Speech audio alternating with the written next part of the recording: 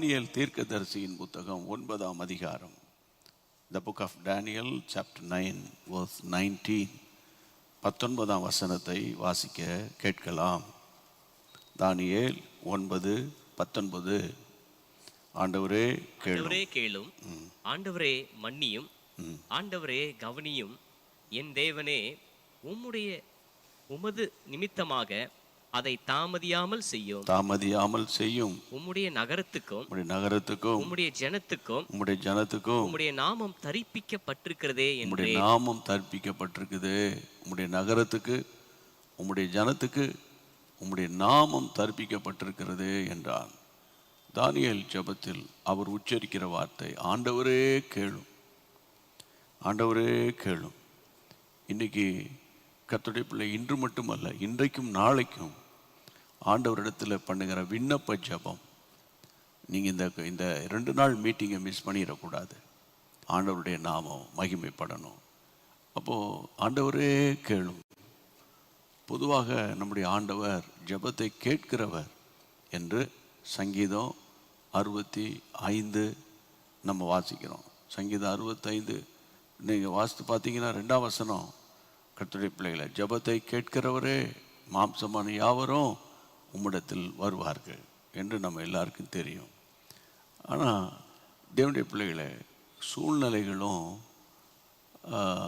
உங்களுடைய நிலைமை, உங்களுடைய மனநிலைமையும் ரொம்ப போராட்டத்தில் இருக்கும்போது, என் ஜெபத்தை கர்த்தர் கேட்டாரா, கேட்கலையே, என் ஜெபத்துக்கு ஏன் பதில் வரல, ஏன் எனக்கு இந்த பலவீனம் வந்துருச்சு, ஏன் எனக்கு சரீரத்தில் இந்த நோய் வந்திருக்குது, அல்லது ஏன் நம்ம வீட்டில் இப்படி பொருளாதார சங்கடம், பொருளாதாரத்தில் நம்ம கஷ்டப்படுறோம், இப்படி நம்ம பலதரப்பட்ட எண்ணங்கள் உங்களுடைய சிந்தனையில் ஓடிக்கொண்டே இருக்கும். அப்போது ஏதோ ஒரு பிரச்சனை நம்மக்கிட்ட இருக்குது, அதனால தான் நம்முடைய குடும்பம் இப்படி அவதிப்பட்டு கொண்டு இருக்குது, அலசடிப்பட்டு கொண்டு இருக்குது, பிள்ளைகளால் சமாதானம் இல்லை, புருஷனாலையும் சமாதானம் இல்லை. நேற்று ஒரு சகோதரன் வந்தார், அவருடைய மனைவியினால் அவனுக்கு சமாதானம் இல்லை.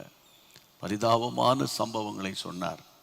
என் ஒய்ஃப்னால எனக்கு சமாதானம் கிடையாது, நான் அவகிட்ட போய் நீ பேசுறதில் அர்த்தம் கிடையாது, அவள் தாறுமாறான வார்த்தை பேசுகிறாள் என்று மனம் பதறி மனவேதனையோடு அவர் சொன்னார். இப்படிப்பட்ட சூழ்நிலையில் ஆண்டவரே, இது ஏன் என் லைஃப்பில் நடந்தது ஒன்று. இன்னொரு பக்கம், ஆண்டவரே என் ஜெபத்தை நீர் கேட்பீரா என்ற ஒரு சந்தேகம் மறுபக்கம். இவையெல்லாம் வைத்து கொண்டு ஆண்டவரே என் ஜெபத்தை கேளும் அப்படின்னு நம்ம போராடுகிறோம். இப்போ எந்த சந்தர்ப்பத்தில் இந்த வேர்டை அல்லது இந்த வார்த்தையை கர்த்தருடைய தாசனாகிய தானியேல் கூறினார்? 9ஆம் அதிகாரத்தை திருப்புங்க. மீண்டும் கர்த்தருடைய பிள்ளைகளே, 2ஆம் வசனம், 9ஆம் அதிகாரம் 2ஆம் வசனம். தானியேலாகிய நான் எருசலேமின் பாழ்கடிப்புகள் நிறைவேறி தீர்வதற்கு 70 வருஷம் செல்லும் என்று, 70 ஆண்டுகள் செல்லும் என்று கர்த்தர் எரேமியா தீர்க்கதரிசியோடே சொல்லிய வருஷங்களின் தொகையை, எரேமியா மூலமாய் சொல்லப்பட்ட வருஷங்களின் தொகையை புஸ்தகங்களால் அறிந்து கொண்டேன். அந்த புத்தகங்களின் மூலமாக நான் அறிந்து கொண்டேன். புத்தகங்கள் மூலமாக அறிந்து கொண்டேன். இஸ்ரவேல் ஜனங்கள் அடிமைத்தனத்தில் இருந்து எருசலேமிலிருந்து கர்த்தருடைய பிள்ளைகளே, வசனம் சொல்லுகிறது, பாபிலோனுக்கு அடிமைகளாக கொண்டு போகப்பட்டுட்டாங்க. அவங்க அடிமைத்தனத்தில் இருக்கிறாங்க, வேதனையில் இருக்கிறாங்க, கஷ்டத்தில் இருக்கிறாங்க, நெருக்கடியில் இருக்கிறாங்க. அந்நிய தேசத்தில் பாபிலோன் ராஜாவின் கைகளுக்குள்ளே அவங்க அடிமைப்பட்டு கிடக்கிறாங்க. அந்த நாட்களில் தானியேல் திடீரென்று எரேமியா தீர்க்கதரிசியின் புத்தகத்தை வாசிக்கிறார். எரேமியா தீர்க்கதரிசியின் புத்தகத்தில் இவ்வாறு எழுதப்பட்டிருக்கிறது என்பதை அவர் கண்டுபிடிக்கிறார். நீங்கள் பைபிளை திறந்து அந்த எரேமியா தீர்க்க தரிசன புத்தகம் 25ஆம் அதிகாரம், the book of Jeremiah chapter 25 வாசிங்க. எரேமியா தீர்க்கதரிசியின் புத்தகம் 25 11, 12 வசனங்கள். இந்த தேசமெல்லாம் இந்த தேசமெல்லாம் வனாந்திரமும் பாழுமாகும். ம், இந்த ஜாதிகளோ இந்த ஜாதிகளோ 70 வருஷமாக பாபிலோன் ராஜாவை சேவிப்பார்கள். இந்த ஜாதிகளோ ஆண்டவர் பேசுறார் பாருங்க. எரேமியாவின் வாயிலிருந்து சொன்ன வார்த்தை 70 வருஷம் பாபிலோன் ராஜாவை தான் சேவிப்பார்கள். 12 70 வருஷம் நிறைவேறின பின்பு 70 வருஷம் நிறைவேறின பிறகு நான் பாபிலோன் ராஜாவினிடத்திலும் பாபிலோன் ராஜாவினிடத்திலும் அந்த ஜாதியினிடத்திலும் அந்த ஜாதியினிடத்திலும் கல்தேயருடைய தேசத்தினிடத்திலும் ஆ, அவர்களுடைய அக்கிரமத்தை விசாரித்து அவர்களுடைய அக்கிரமத்தை விசாரித்து அதை நித்திய பாழிடமாக்கி. கர்த்தருடைய பிள்ளைகளை நல்லா கவனிக்கணும். இந்த வார்த்தைகளை தான் நம்ம தானியேல் அந்த பயங்கரமான கஷ்ட காலத்தில் வாசிக்கிறார். தானியேல் ஒரு பெரிய தீர்க்கதரிசி. தானியேல் ஒரு பாபிலோன் தேசத்தில் தன்னை காத்து கொண்ட ஒரு மனிதன். ஆனால் 70 வருஷம் போராட்டம், 70 வருஷம் பிரச்சனைன்னு அவருக்கு தெரியாது. ஒரு நாள் எரேமியா தீர்க்கதரிசியின் புத்தகத்தை வாசிக்கிறாரு. எரேமியா தீர்க்கதரிசியின் புத்தகத்தில் எரேமியா இந்த பால் கடிப்புகள் அல்லது இந்த அடிமைத்தனம் 70 ஆண்டு அடிமைத்தனத்தை பற்றி அவர் ப்ராஃபஸி சொல்லியிருக்கிறாரு. உடனே அந்த வசனத்தை எடுத்து அவர் வாசிக்கிறார். அதுதான் தானியேல் 9ஆம் அதிகாரத்தில் நம்ம வாசித்தோம். அதாவது எரேமியா தீர்க்கதரிசியோடு சொல்லிய அந்த வருஷங்களின் தொகையை அந்த புத்தகத்தின் மூலமாக அறிந்து கொண்டதும் அல்லாமல் அடுத்த வசனத்தை படிங்க. அடுத்த வசனத்தில் வாசிக்கிறோம். நான் அந்த தேசத்தை விரோதமாய் உரைத்த என் வார்த்தைகளை எல்லாம் 9ஆம் அதிகாரம் 3ஆம் வசனத்தை படிங்க.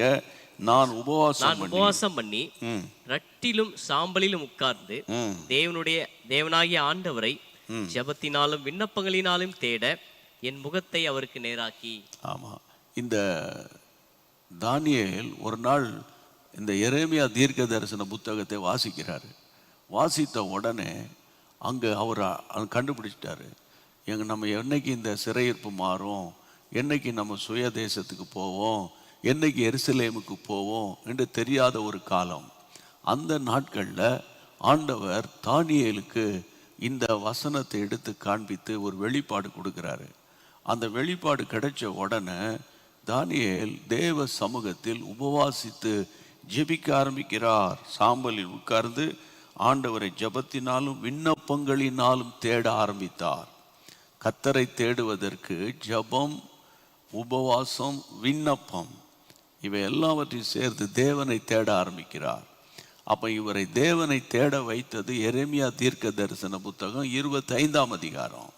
கர்த்தருடைய ஏதோ ஒரு அடிமைத்தனத்தில் உங்கள் வீடு இருக்கலாம், நீண்ட காலம் நிலத்தகராறு, நீண்ட காலம் குடும்ப சண்டை, அல்லது நீண்ட காலம் பலவீனம், அல்லது நீண்ட காலமாக ஒரு சமாதான கேடு, அல்லது நிம்மதி இல்லை, ஒரு மன அழுத்தம், அல்லது ஒரு ஸ்ட்ரெஸ்ஸுக்குள்ளே நீங்கள் போய் வீட்டுக்குள்ளே நடந்த இழப்புகளோ கஷ்டங்களோ நிந்தை அவமானங்களினால நீங்கள் பாதிக்கப்பட்டு, அல்லது தொழிலில் பார்த்தீங்கன்னா ஒரு முன்னேற்றம் இல்லை, ஏதோ தொழில் செய்கிறோம், கொஞ்சம் வருமானம் வருது, அதை வச்சு தான் நம்ம ஃபேமிலியை ரன் பண்ணுறோம், பேங்க்குக்கு வாங்கின கடனை அடைக்கிறோம், அதுவும் சரிவர அடைக்க முடிய மாட்டேங்குது. இப்படி பல விதங்களில் அவதிப்பட்டு கொண்டு இருக்கிற கர்த்தருடைய பிள்ளையே, 70 வருஷம் இஸ்ரவேல் ஜனங்கள் பாபிலோனில் அடிமைப்பட்டு கிடப்பார்கள் என்ற ஒரு சத்தியத்தை இவர் எப்படி கண்டுபிடித்தார்? வசனத்தை வாசிக்கிறார், எரேமியா தீர்க்க தரிசனத்தை வாசிக்கிறார். இதைத்தான் நான் உங்கள் ஒவ்வொரு நாளும் சொல்லுவேன், போகிற இடங்களெல்லாம் சொல்லுவேன், பைபிளை படிங்க. பைபிள் தான் உங்களுடைய வாழ்க்கைக்கு ஆன்சர். வேறு யாரும் சரியான ஆன்சர் கொடுக்க முடியாது. பைபிளை படிங்க, பைபிளை படிங்க, பைபிளை வசனத்தை விசுவாசிங்க, வசனத்தை நம்புங்க. மனுஷன் வார்த்தையெல்லாம் நீங்கள் தூக்கி தூர போடுங்க. இன்றைக்கி ஒரு மாதிரி பேசுவாங்க, நாளைக்கு வேறு மாதிரி பேசுவாங்க, அவனுக்கு பேர் தான் மனுஷன். அதாவது கர்த்தருடைய பிள்ளை, நாசியில் சுவாசம் உள்ள மனுஷனை நீங்கள் நம்பக்கூடாதுன்னு ஆண்டவர் நமக்கு சொல்லி கொடுத்துருக்கிறாரு. உங்கள் சம்பாத்தியத்தை நம்பாதீங்க, உங்கள் சர்டிஃபிகேட்டை நம்பாதீங்க, உங்களுடைய இன்னைக்கு உங்கள் கையில் இருக்கிற வேலை இருக்குல்ல, ஜாப், அதை நம்பாதீங்க. புரியுதா? கர்த்தருடைய பிள்ளைகள், எந்த மனுஷனையும் நீங்கள் நம்பாதீங்க. நீங்கள் நம்ப வேண்டிய ஒன்றே ஒன்று இருக்குது, கர்த்தருடைய வார்த்தை. ஆமேன். வானமும் பூமியும் ஒளிந்து போனாலும் கர்த்தர் தம்முடைய வார்த்தை ஒரு நாள் ஒளிய விட மாட்டார். அப்போ தானியேலும் சோர்ந்து போயிருக்கிற நேரம் பார்த்து இந்த எரேமியா தீர்க்க தரிசன புத்தகத்தை அவர் வாசிக்கிறார். வாசித்த உடனே தேவ சமூகத்துக்கு போய் உபவாசத்தினாலும் ஜபத்தினாலும் மன்றாட்டின் ஆவியினாலும் நிரப்பப்பட்டு அவர் ஜபம் பண்ணும்போது தான் எரேமியா அந்த தானியேல் தீர்க்கதரிசியின் புத்தகம் 9ஆம் அதிகாரத்தில் இன்றைக்கு நம்ம வாசித்த 19ஆம் வசனத்தை சொல்லுகிறார். ஆண்டவரே கேளும், ஆண்டவரே கேளும். நான் உங்களை பார்த்து ஒன்று கேட்குறேன். அதான் 70 வருஷம் சென்ற பிறகு இஸ்ரவேல் ஜனங்க எருசலேமுக்கு வருவாங்கன்னு தானே சொல்லியிருக்குது. அது எதுக்கு போட்டு ஜெபம் பண்ணணும் கூட பேசுகிற ஆட்கள் கூட இருந்திருப்பாங்க. அதான் ஆண்டவர் சொல்லிட்டார்ல, 70 வருஷம் சென்ற பிறகு நீங்கள் எருசலேமுக்கு போயிடுவீங்க, உங்கள் அடிமைத்தனம் முடியும் அப்படின்னு அதான் சொல்லியிருக்குது இல்லை. அதுக்கு எதுக்கு ஜெபம் பண்ணணும்? அப்படி என்ன வரும் அநேகருக்கு. ஆனால் ஒன்று சொல்கிறேன், கர்த்தர் ஒரு வாக்குத்தத்தத்தை உங்களுக்கு கொடுத்திருந்து அந்த வாக்குத்தத்தத்தை பிடிச்சு நீங்கள் ஜெபம் பண்ணணும். ஆண்டவரே, உன் பிள்ளைகள், உதாரணத்துக்கு சொல்கிறேன், உன் பிள்ளைகள் உன் பந்தியை சுற்றிலும் ஒலிவ மர கன்றுகளைப் போல இருப்பார்கள் என்று சொல்லியிருக்குதே. இப்போ என் பந்தியை சுற்றிலும் என் பிள்ளைகள் இல்லை. அவன் உலகத்தின் மனுஷரோடு சுற்றிட்டு கிடக்குறாங்க, உலகத்தின் ஆவிகளோடு சுற்றிட்டு இருக்கிறாங்க. உலகமும் மாமிசமும் பிசாசும் கர்த்தரும் இப்படி மிக்ஸ் பண்ணி சில பிள்ளைகள் வாழ்ந்துக்கிட்டு இருக்கிறாங்க. ஜெபம் பண்ண சொல்லுங்கள், ரொம்ப அழகாக ஜெபம் பண்ணுவாங்க. ஆலயத்தில் ஞாயிற்றுக்கிழமை பாருங்கள், அழகாக வந்துடுவாங்க. ஆனால் அவங்க மொபைல் எடுத்து செக் பண்ணுங்கள், அவிசுவாசிகளோட பயங்கர தொடர்பு இருக்கும், அந்த அசுத்தமான தொடர்புகள் இருக்கும். புரியுதா உங்களுக்கு? உலகம் அவங்களோடு போராடிட்டு இருக்கோம். உலகமும் மாமிசமும் பிசாசும் போராடும். அவங்க ஆலயத்திலும் வந்து தங்களில் எல்லாரோட அவங்கள ஆளாளுக்கு தங்களை அவங்க காமித்து கொள்வார்கள். இதுக்கு பேர் தான் வஞ்சிக்கிற ஆவி, இதுக்கு பேர் தான் வஞ்சிக்கிற ஆவி. அப்போ இந்த நாட்களில் நான் உங்களோடு கூட பாரத்தோடு பேசுகிறேன். தானியேலுக்கு இது வெளிப்படுத்தப்பட்ட போது தானியேல் அமைதலாக இருக்கலையே. தானியேல் தேவ சமூகத்தில் ஜெபிக்கிறார். எங்கள் நாட்டுக்கு ஒரு விடுதலை வேணும், எங்கள் ஜனத்துக்கு ஒரு விடுதலை வேணும். அதனால ஆண்டவரே கேளும், ஆண்டவரே கேளும். அவர் சொல்லுகிற வார்த்தை பாருங்க, ஆண்டவரே கேளும், ஆண்டவரே மன்னியும் அப்படின்னு தன் ஜனத்துக்காக அவர் பரிதபித்து கேட்கிறார். ஆண்டவரே கேளும். அப்போ கர்த்தர் இந்த வருஷத்தில் ஒரு வாக்குத்தத்தம் சொன்னார். இப்போ பார்த்தீங்கன்னா 10 மாதம் முடிய போகுது. அந்த வாக்குத்தத்தம் நிறைவேறல. நீங்கள் சொன்னீங்கன்னா நான் உங்களை பார்த்து கேட்பேன், நீங்கள் எவ்வளவு நேரம் ஜெபிச்சிங்க? அந்த வாக்குத்தத்தத்தை பிடித்து ஜெபித்த காலங்கள் உண்டா?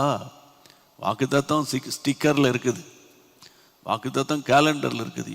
வாக்குத்தத்தம் கொடுக்கிறவர் உண்மை உள்ளவர், வாக்குத்தத்தம் பண்ணினவர் வாக்கு மாறாதவர். அதான வசனம். அப்போ வசனம் நமக்கு தெரியுது, அதை வாழ்க்கையாக மாற்ற தெரியவில்லை. மறுபடியும் சொல்கிறேன், வசனம் உங்களுக்கு தெரியுது, அதை வாழ்க்கையாக மாற்றவில்லை. ஏதோ கஷ்டப்படும் போது தான் கர்த்தரை நோக்கி கூப்பிடுவோம். அது இஸ்ரவேல் மக்களுடைய சுவாபம். உபத்திரவத்தில் கர்த்தரை நோக்கி கூப்பிடுவாங்க, கர்த்தர் வந்து அவங்கள விடுதலை பண்ணுவார். அதுக்கப்புறம் ஆண்டவரை மறந்துடுவாங்க. அப்போ இந்த நாட்கள் ஒரு பயங்கரமான ஒரு வேதனையான காலம். கர்த்தருடைய பிள்ளைகள், எந்த தேசத்திலும் சமாதானம் கிடையாது, எந்த தேசத்தில் சமாதானம் கிடையாது. எந்த தேசத்திலையும் இயற்கை சீற்றங்கள் இல்லைன்னு சொல்ல முடியாது. அந்த அளவுக்கு இயற்கை சீற்றங்கள், பயங்கரமான உபத்திரவங்கள், பயங்கரமான பஞ்சங்கள், கொள்ளை நோய்கள் இல்லையா, பலதரப்பட்ட வியாதிகள், சொல்ல முடியாத விபத்துகள், இளம் வயது மரணங்கள் இல்லை, இப்படி பல மரணங்களின் வழியாக உலகம் போயிட்டு இருக்குது. அப்போது இந்த நாட்களில் விசுவாசிகளாகி நீங்களும் நான் என்ன செய்யணும்? கர்த்தரை நோக்கி, ஆண்டவரே கேளும், ஆண்டவரே என் ஜெபத்தை கேளும். அன்றைக்கு தானியேல் சொல்கிறார், 70 வருஷம் சென்ற பிறகு என் ஜனங்கள் ஆண்டவரே இந்த பாபிலோனை விட்டு போயிடுவாங்கன்னு சொல்லியிருக்குப்பா. ஆண்டவரே, பாபிலோன் ராஜாவை சேவித்து கொண்டிருக்கிற என் ஜனங்கள் ஜீவனுள்ள தேவனை சேவிக்கணுமே என்று அவர், ஆண்டவரே கேளும் என்று அவர் ஜெபம் பண்ணினார். எல்லாம் கைகளை உயர்த்துங்க, எல்லார் கைகளை உயர்த்தி, இயேசுவே இயேசுவே சொல்லுங்க, இயேசுவே என் ஜெபத்தை கேளும், என் ஜெபத்தை அசட்டை பண்ணாதீங்கப்பா, என் ஜெபத்தை நீங்கள் கேட்காம விட்டுறாதீங்கப்பா, என் ஜெபத்துக்கு பதில் கொடுங்கப்பா, என் ஜெபத்திற்கு நீர் ஆண்டவரை செவி கொடுங்கப்பா, ஆண்டவரை என் ஜெபத்தை கேட்பீரா, என் ஜெபத்தை கேட்க மாட்டீரா என்ற ஒரு சந்தேகம் எனக்கு இருந்துக்கிட்டே இருக்குது.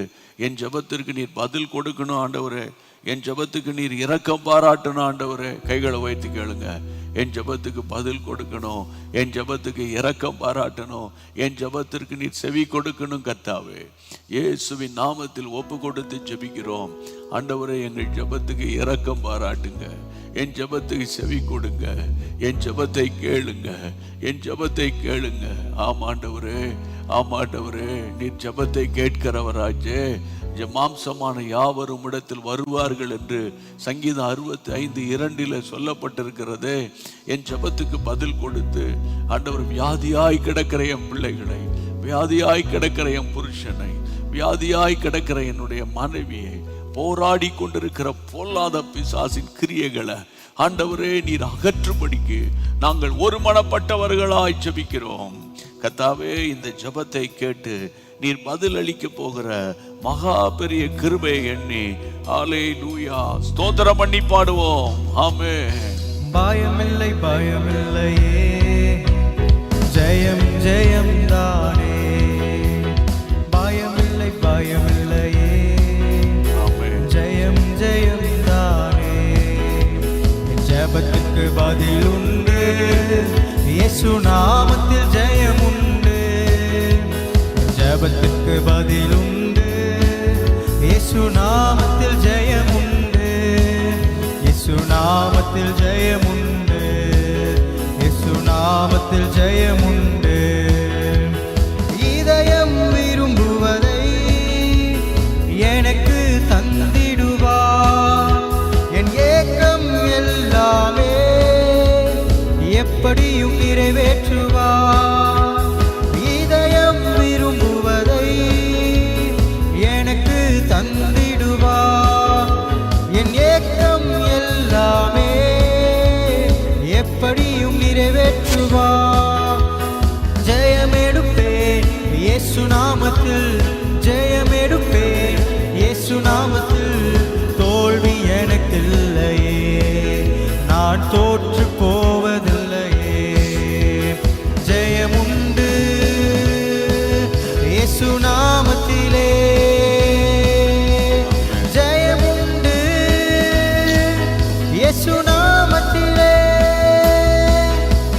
பயமில்லை பயமில்லையே, ஜெயம் ஜெயம் தானே. என் ஜெபத்துக்கு பதில் உண்டு, இயேசு நாமத்தில் ஜெயம் உண்டு. இயேசு நாமத்தில் ஜெயம் உண்டு, இயேசு நாமத்தில் ஜெயம் உண்டு. ஆண்டவருக்கு மகிமை உண்டாகட்டும். சங்கீதம் 119 சங்கீதம், 119 சங்கீதத்தினுடைய 145 வசனம். Psalm 119, 145. முழு இருதயத்தோடும் கூப்பிட்டேன், முழு இருதயத்தோடு கூப்பிட்டேன். கர்த்தாவே கர்த்தாவே என் ஜெபத்தை கேளும், உம்முடைய பிரமாணங்களை கைக்கொள்ளுவேன். ஆமென். சங்கீதம் 119 தாவீது ஜெபம் பண்ணும்போது அவர் சொல்லுகிறாரு, கர்த்தாவே என் ஜெபத்தை கேளும், என் ஜெபத்தை கேளும் அப்படின்னு சொல்லும்போது முழு இருதயத்தோடு கூப்பிட்டேன். பிரியமானவர்கள், அந்த வசனத்தை படிங்க. இப்போ கடந்த கால நெகட்டிவாக நடந்த, எதிர்மறையாக நடந்த பிரச்சனைகளை பார்க்காதீங்க, அது கடந்த காலம். ஆனால் அந்த வசனத்தை நீங்கள் திரும்ப பாருங்க. முழு இருதயத்தோடு நான் கூப்பிட்டேன். கர்த்தருடைய பிள்ளைகளை, ஐ cried with my whole heart. நான் முழு இருதயத்தோடு கதறினேன், அழுதேன் அப்படின்னு ஆங்கில மொழிபெயர்ப்பு சொல்லுகிறது. அப்போ என் ஜெபத்தை கேளும் ஆண்டவரே, உம்முடைய பிரமாணங்களை நான் கை கொள்ளுவேன் அப்படிங்கிறாரு. இப்போ நீங்கள் ஜெபம் பண்ண போகிறோம். நம்ம ஜெபம் பண்ணும்போது முழு இருதயம், முழு ஹோல் ஹார்ட்டோட நீங்கள் ஜெபிக்க பழகணும். சாத்தான் சொல்லுவான், நீ உன் ஜெபம்லாம் கேட்கப்படுமா, நீ என்ன பெரிய ஜெப வீராங்கனையா, நீ பெரிய ஜெப வீரனா, உன் ஜெபத்தை எப்படி அவர் கேட்க முடியும் அப்படின்னு உங்களுடைய வாழ்க்கையில் கடந்த காலத்தில் நடந்த தவறான காரியங்களை உங்களுக்கு ஞாபகப்படுத்துவான். ஆனால் கர்த்தரோ உங்கள் ஜெபத்தை கேட்பார். ஆனால் ஒன்றே ஒன்று கர்த்தர் எதிர்பார்க்குறாரு, முழு இருதயத்தோட ஆண்டவர் நோக்கி கூப்பிடணும். அறகுறையான இருதயத்தோட அவர் ஜெபத்தை கேட்பாரா கேட்க மாட்டாரா தெரியலையே, ஜெபத்துக்கு பதில் வருமா வராதான்னு தெரியலையே, அந்த மாதிரி எண்ணத்தோடு அல்ல, முழு இருதயத்தோடு. ஆமாம், முழு இருதயம்னு சொன்னால் உங்களுடைய ஆவி, ஆத்துமா, சரீரம் எல்லாவற்றையும் நீங்கள் ஒருங்கிணைந்து நீங்கள் ஜெபிக்க பழகணும். ஆமேன். ஒரு நாள் இன்னொருத்தர் எனக்காக ஜெபம் பண்ணுவாங்க. இப்போ நான் உதாரணமாக எவ்வளோ ப்ரேயர் பாயிண்ட்ஸ் இப்போ நான் ஜெபம் பண்ண இல்லை, உங்களுக்காக நாங்கள் ஜெபிப்போம், சரியா? ஆனால் நீங்களும் ஜெபிக்கணும், நீங்கள் ஜெபிச்சு பழகணும். புரியுதா உங்களுக்கு? இல்லை, நிறைய ஆண்கள் சொல்லுவாங்க, என் ஒய்ஃபு நல்ல ஜெபம் பண்ணுவா, பிரைஸ் காட், அவங்க ஜெபிக்கிறதுக்காக கர்த்தருக்கு ஸ்தோத்திரம். ஆனால் நீங்கள் ஜெபிக்கலைன்னா பரலோகம் போக முடியாத. நீங்கள் உங்கள் ஆத்துமாவுக்கு நீங்கள் தானே உத்தரவாதம், இல்லையா? பிள்ளைகளுடைய ஜெபம் பண்ணணும், என் பிள்ளைகள் ஜெபிக்கணும், என் புருஷன் ஜெபிக்கணும், என் மனைவி ஜெபிக்கணும், என் வீட்டில் ஒரு ஜெப சத்தம் கேட்கணும். அந்த வசனத்தை திரும்பி படிங்க, 145 வசனம், 119 145. கர்த்தாவே என் ஜெபத்தை கேளும், உம்முடைய பிரமாணங்களை நான் என்ன செய்வேன்? கை கொள்ளுவேன். ஆண்டவரே, ஆமாண்டவரே, ஆண்டவரே என் ஜெபத்தை கேளுங்க, உம்முடைய பிரமாணங்கள், உம்முடைய வசனங்கள், நீர் சொன்ன உபதேசங்களை நான் கை கொள்ளுவேன் ஆண்டவரே. எல்லா கைகளை உயர்த்தி மறுபடியும் ஜெபம் பண்ணுவோம். முழு இருதயத்தோடு ஜெபம் பண்ணுங்க.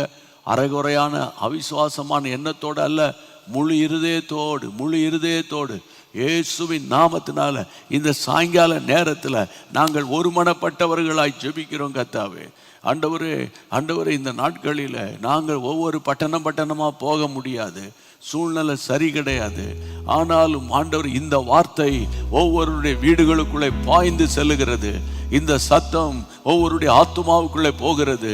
கர்த்தருடைய நாமத்தினால, இயேசுவின் நாமத்தினால ஒருமனப்பட்டு ஜெபிக்கிறோம். இயேசுவின் நாமத்தினால கர்த்தாவே, முழு இருதயத்தோடு கூப்பிட்டேன், கர்த்தாவே என் ஜெபத்தை கேளும். தாவீது சொல்றாரு, முழு இருதயத்தோடு கூப்பிடுகிறேன், அதனால என் ஜெபத்தை கேளும். நீ ஜெபத்தை கேட்கும்போது உம்முடைய வசனங்களை கை கொள்வேன் அப்பா. இப்போது யாரெல்லாம் என் கூட சேர்ந்து ஜெபிக்கிறாங்களோ அவர்கள் முழு இருதயத்தோடு ஜெபிக்கிறாங்க. அதை நினைத்து உமக்கு ஸ்தோத்திரம். முழு இருதயத்தோடு, முழு ஆத்துமாவோடு, முழு பலத்தோடு ஆண்டவரே, ஆவி ஆத்துமா சரீரத்தை ஒருங்கிணைத்து ஜெபிக்கிறபடியினால் கர்த்தர் அந்த ஜெபத்துக்கு பதில் கொடுத்து இந்த மிஷனரிகளுக்காக ஜெபித்த அந்த நாளில் இப்பொழுது உம்முடைய பிள்ளைகளை நீர் ஆசீர்வதிங்கப்பா. இந்த நேரத்தில் உள்ளத்தில் இருக்கிற கலக்கம், சோர்வு, அசதி, அளவிட்டால் பயம், ஏதோ ஒரு பயம், அந்த பயம் வெளியே போகட்டுமே இயேசுவின் நாமத்துல. ஹல்லேலூயா. ஜெயம் கொடுக்கிற கர்த்தருக்கு தோத்திரம் என்று சொல்லட்டும். புது பலனால் உம்முடைய பிள்ளைகளை நிரப்பி பாதுகாத்துக் கொள்ளும். அப்பிரயோஜனமான ஊழியர்கள் அப்பா, நாங்கள் கடமை மட்டும் செய்தோம்ப்பா. இந்த நாளிலே இந்த சமாதானம் உடைய பிள்ளைகளுக்கு இந்த இரவு வருவதாக, பூரண கிருபை உடைய பிள்ளைகளை தாங்குவதாக. ஜெபத்தை கேட்டு நீர் பதில் அளிக்கிற கர்த்தருக்கு ஸ்தோத்திரம், ஸ்தோத்திரித்து பாடுவோமா? ஆமென். வேண்டுதல் விண்ணப்பங்கள் பிரியமாய் ஏற்றுக்கொண்டார், கரங்களை தட்டி செலுத்தும் துதி பலியை மறவாமல் நினைக்கின்றார். வேண்டுதல் விண்ணப்பங்கள் பிரியமாய் ஏற்றுக்கொண்டார், நம் செலுத்தும் துதி பலியை மறவாமல் நினைக்கின்றார். ஜெயமெடுப்பேன் இயேசு நாமத்தில், ஜெயமெடுப்பேன் இயேசு நாமத்தில். தோல்வி எனக்கு இல்லையே, நான் தோற்று போவதில்லையே. ஜெயமுண்டு இயேசு நாமத்திலே, ஜெயமுண்டு இயேசு நாமத்திலே. பயமில்லையே, ஜெயம் தானே. என் ஜெபத்துக்கு பதில் உண்டு, இயேசு நாமத்தில் ஜெயம் உண்டு. என் ஜெபத்திற்கு பதில் உண்டு, இயேசு நாமத்தில் ஜெயம் உண்டு. நாமத்தில் ஜெயமுண்டு, இயேசு நாமத்தில் ஜெயமுண்டு. ஆமென். கர்த்தருக்கு மகிமை உண்டாகட்டும். நல்லா ஜெபிச்சதற்காக ஸ்தோத்திரம். உணவு அருந்தி சந்தோஷமா கர்த்தர் மேல பாரத்தை வச்சிருங்க. ஆண்டவர் நடத்துவார். காரணம், என் மீட்பர் உயிரோடு இருக்கிறார். நாம் எல்லாரும் சேர்ந்து சொல்வோம். என் ஆத்துமாவே கர்த்தரை ஸ்தோத்திரி, என் முழு உள்ளமே பரிசுத்த நாமத்தை ஸ்தோத்திரி. என் ஆத்துமாவே கர்த்தரை ஸ்தோத்திரி, கர்த்தர் செய்த சகல உபகாரங்களை மறவாதே. ஆமென்.